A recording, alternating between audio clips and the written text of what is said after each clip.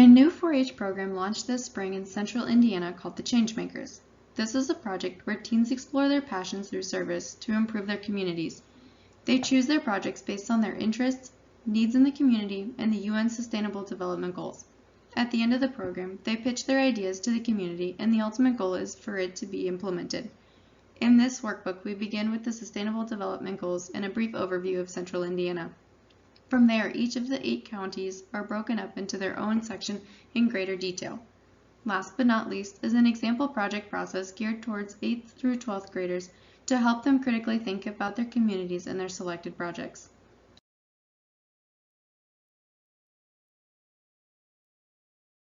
The UN Sustainable Development Goals are based on a set of goals which were originally created in 2000. Great progress was made in the fight against HIV, AIDS, and malaria, and also kickstarted the movement for free primary education. The Sustainable Development Goals is a set of 17 goals which takes the original set one step further. They're applicable to all nations. These new goals take into account different national realities, capabilities, levels of development, and respects each nation's policies and priorities.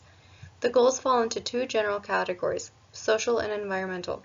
You can read a little bit about each of them on this page and the next.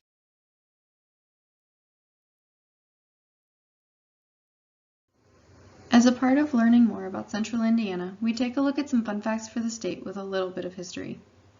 Before any maps are shown, a graphic key is given to help communicate the information and make it more relatable.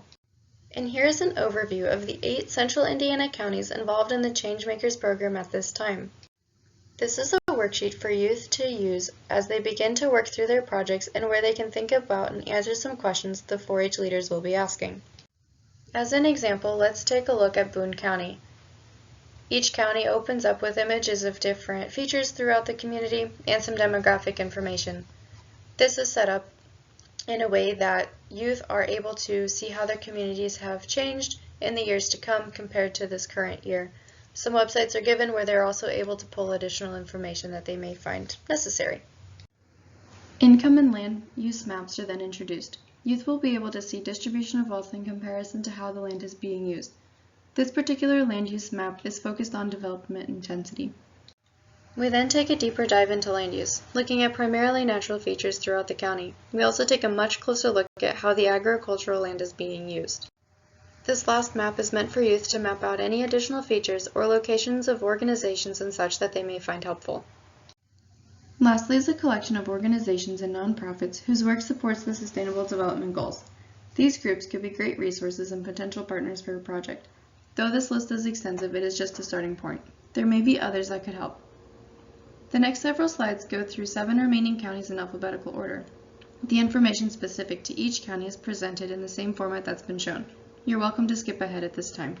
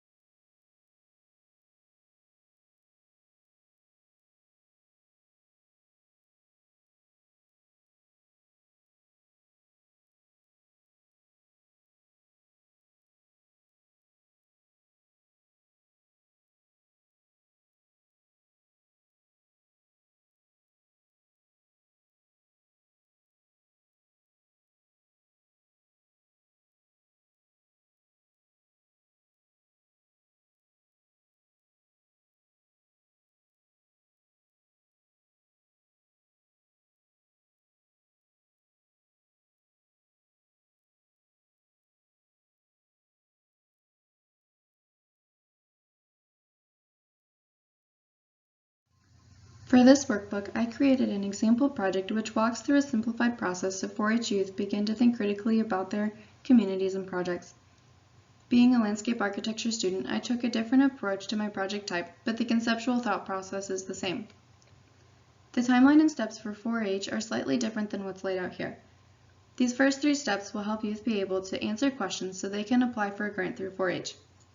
These steps will also get them thinking about what they want to do. The scale and level of detail presented is geared towards 8th through 12th graders involved in the Changemakers program. What are you interested in? What are your favorite places in your community? Asking these questions and talking to community members is a great way to start. This can help you identify what kind of project you're interested in. Once you've selected a project and potential location, take inventory of what you see. Some suggested items to consider are listed. Identifying stakeholders is the next big step. Loosely defined, a stakeholder is someone who is directly impacted by a project, but can also include those indirectly affected. Often they are actively involved in a project or are in a position to affect its success. These people or groups could be a potential partner for you and your project. The next step is to think of ideas. One way to approach it is by thinking about what kinds of activities you wish to see happen. Another approach is to think of what elements you'd like to see, and then thinking about what kinds of activities it can support. Don't be afraid to think big. The ultimate goal here is to come up with a big idea or theme. Also, what are your goals? Picking 1 or 2 helps keep you focused.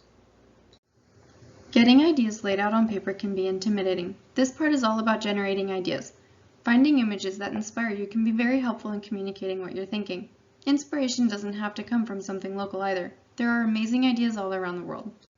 You will find a layout or plan you like and feels good. Keep in mind that it's about communicating a concept or idea. Not every detail has to be figured out. Creating additional images can help represent your ideas in addition to those you found. Keeping this simple is key. Once you've got your ideas together, all that's left is telling the story. Additional background information about the example project has been included for those interested.